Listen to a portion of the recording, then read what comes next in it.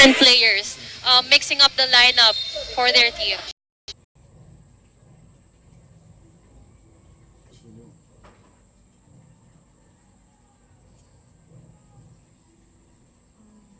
이건 제 거예요. 어렸을 때 할아버지랑 여기서 시간을 많이 보냈거든요. 엄마, 나 책.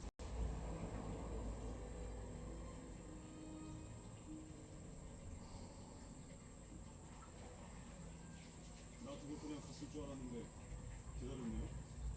난 운전이 싫으니까. 운전 싫어하는 사람이 차는 왜 그렇게 사셨겠습니까? 예쁘니까. 네가 다 갖다 판 거 내가 다 다시 살 거야. 돈이 없어서. 내거 저거 다 보내봤으니까 치사한 거지 뭘. 백두산 내놔. 내가 그걸 줄 것 같습니까? 퇴직 선물로 받은 건데. 그거 니네 집에 흘린 거야. 내 거야. 내놔. 이 근처에 TV에 나온 맛집이 있는데 그래서 그 가게 문 닫으면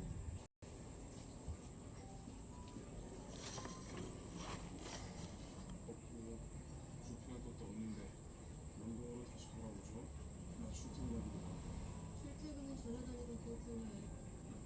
아까 보니까 거기 사장 많이 꼬시던데. 난 지금 내 눈앞에 있는 사장님한테 호감을 갖고 싶습니다. 그러려면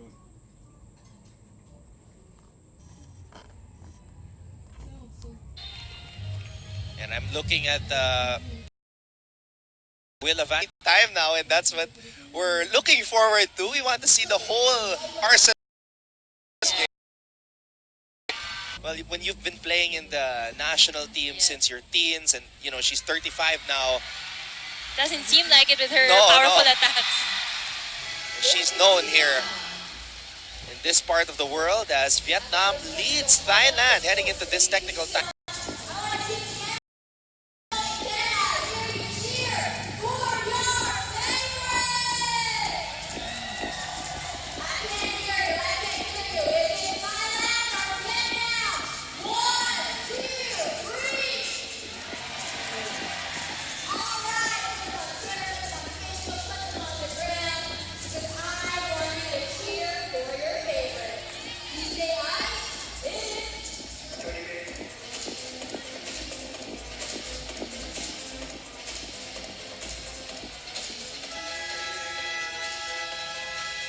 You're watching our coverage of the Fisgok Volleyball Test event for the 2019 ASEAN Grand Prix. Anton Ross alongside Mela Tunay on the call for today's final day of the second leg of this tournament.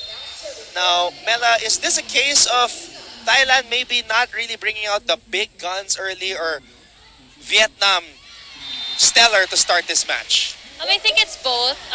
Vietnam, like I said, we want to see how they bounce back because they haven't won a game even in leg one up to now. So we want to see how they step up for the last year since, like we said, it's the last day of the ASEAN Grand Prix. And so far, they're doing so good. So I think it's the coach's call to fill in everyone in this game. And that's one of the reasons also why Thailand is one of the best in the world. Everybody from time to time will to show it playing in an international or out of the country.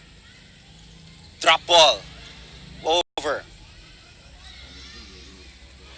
And drop ball from the sideline. That was a great set also from the She would set it to the opposite hitter, but then she sent it to the open spiker, fooling the blockers.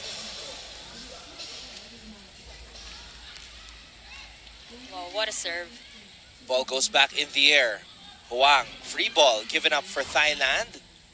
And now we see a powerful hit right there from Malika Kantong. The ball will go back to Thailand side. You have to commend as well the libero of Vietnam. She's like proving everyone she's not the best libero in the first leg for nothing. And that ball from Malika was so strong, but she managed to put it up to the setter. And Vietnam, Nahihirapan din yung Thailand to set up plays, and then whenever they have plays, the libero's really there to guard for the defense. and how about that? Coach Duan is forced to call a timeout here.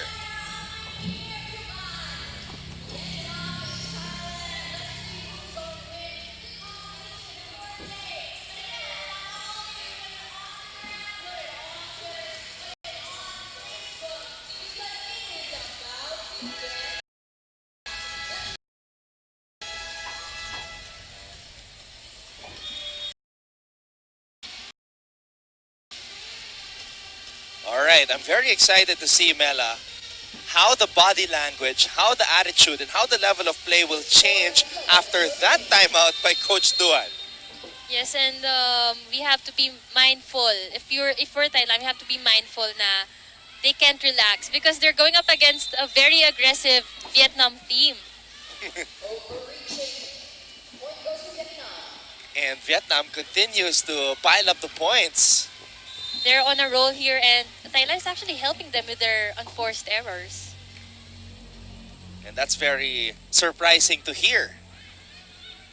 Meanwhile, oh wow! How about that? Some power from Juanichaya Luangtong Lang.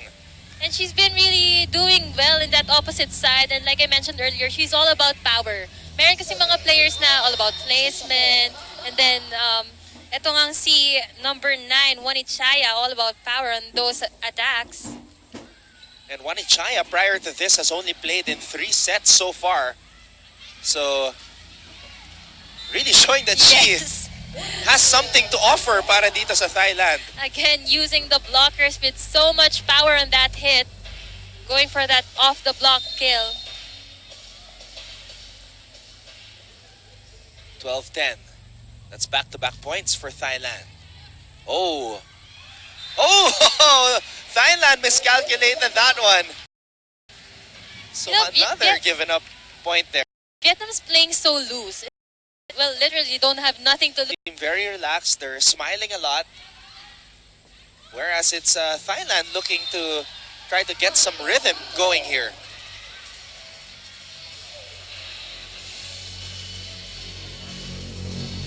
We haven't seen as much sets in the middle when Plumjit is at the back. It's always the opposite and And now, Thailand is just down by 1. We've been talking about this girl, particularly in this game, Juanichaya. Going. Pointing. It was hers. Vietnam gives drop balls to Thailand at spot, no?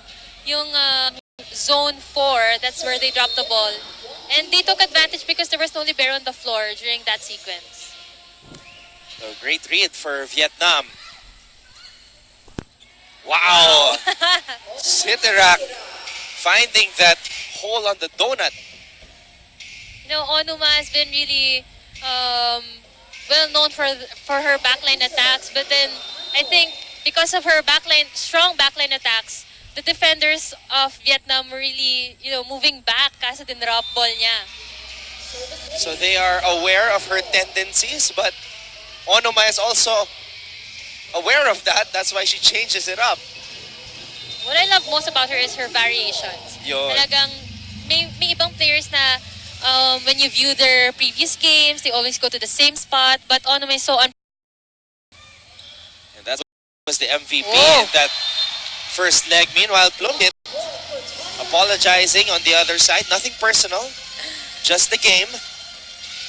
Grabe yung block na yun ng Plumjit. You could see, hindi pa napapalo yung bola, but her hands were already beyond the net. Nandun na sa kabilang side of the court to guard that attack. That's just classic Plumjit. Oh wow, Bui from the middle. Onuma.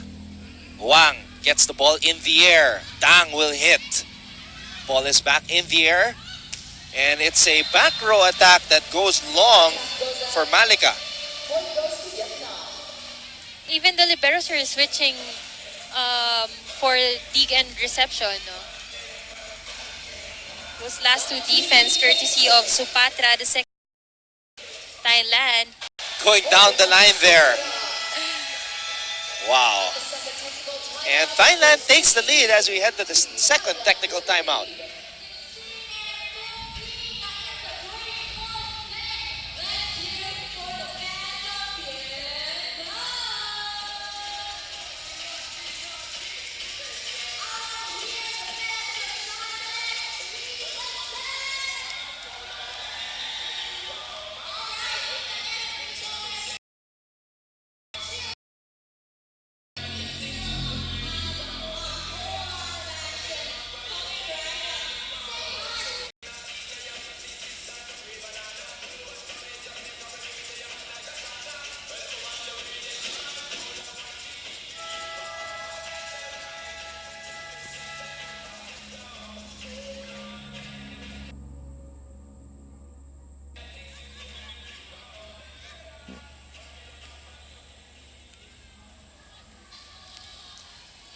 Thailand is now in front after trailing for majority of this first set. Once again, we'd like to thank everybody who are tuned in to our coverage on I Want. Anton Ross together with Mela Tunay as we are enjoying this very interesting matchup between Vietnam and Thailand.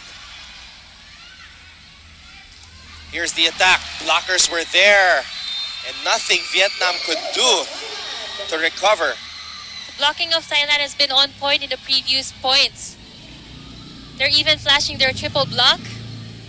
As we take a look at the bench of Thailand dancing. Is that normal? Is that Yeah. something that they do? I actually watched them in 2017. Oh, during 2 the years AGC. ago. Yes. Okay. They were already doing that? Oh, they're dancing talaga. And that's why I think So to those who aren't here at the venue, they were doing a blocking motion while dancing after that monster block by their teammates who are on the court right now. This is going to be a long free ball going to the Vietnamese. Oh, angle on that quick attack by Nguyen Thi Trinh. sayang yung attack na yun kasi nakapasok lahat ng defenders ng Thailand and only left one defender at the back.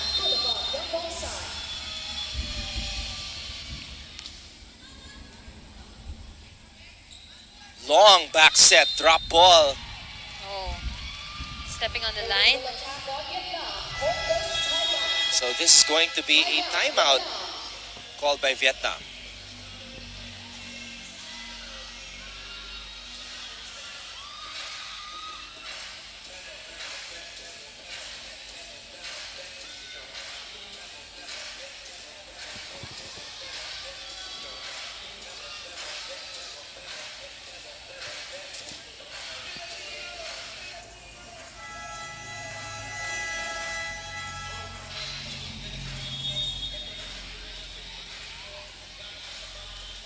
The score is now 19-16.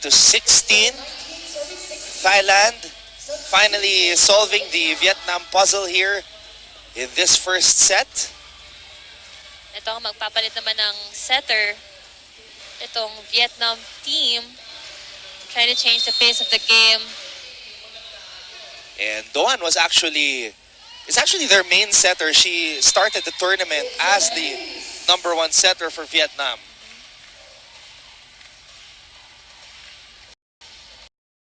And she Yeah. All the height that they could get. Para must stop, especially setter and the opposite. Yung katapat nila are the very powerful hitters of Thailand. So now Onuma's in front. They're gonna wanna have to have a big blocker that at least guard the attacks of Onuma.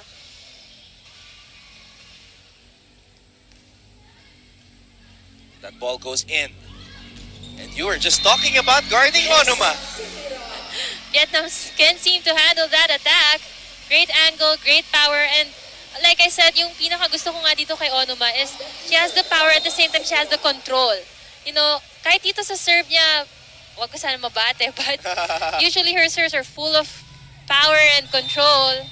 Ayun na nga, nabati ko na nga. It's a high risk, high reward type of a Yes. serve. But Mela, how does it feel for a blocker knowing that you have to go up and try to stop a player with that type of strength like Onuma?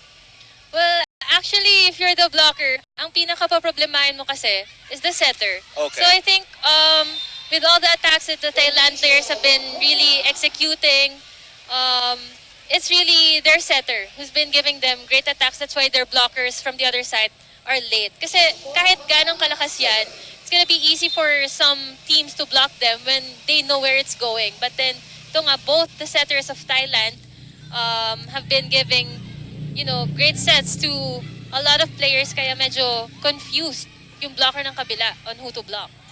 And in this particular match, it has been Gulapa Piampong San who has been doing the setting chores for her team. And that is why Thailand is just 3 points away from taking set number 1. But Vietnam was leading for majority of this set. It's just recently that Thailand was able to overtake them. So far, Vietnam's really moving well as compared to their previous games. And so far, their best game this conference, this leg 2, is their game yesterday against Indonesia. Uh-huh. So, sobrang dikit ng mga scores. 27-25. They even managed to win a set. The first set that they won in this leg.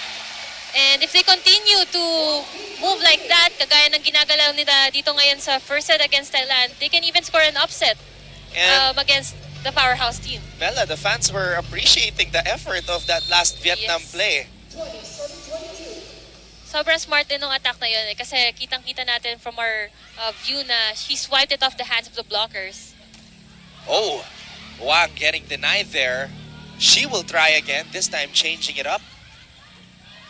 Ball goes to the other side. Onuma. Oh, wow. Plumjit. Did you see the hands of Plumjit? Yep. All over that volleyball. Plumjit is like a tree with really long branches.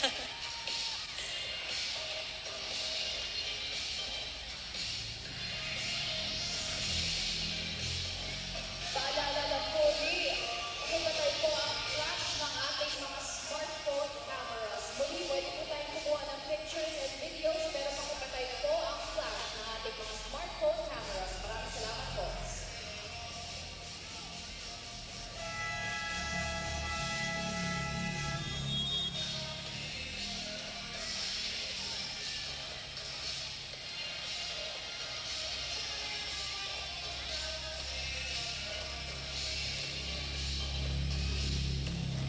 Serving for Thailand. 23-20 is our tally. And we have Wanichaya who started for the first time in this leg, starting off this rally, and look at Wang respond. Great hit there from Wang. Nakita niya na late itong si Plumjit on blocking that ball kaya she took advantage and killed that ball in the cross-court area. Wang has been stellar for Vietnam here in the second leg. Here's the toss. Oh, powerful hit right there, but great dig by Nguyen. Oh, again! Thailand and Plumjit just a terror at the top of the net. Blocking of Thailand team on point. And I think we have to,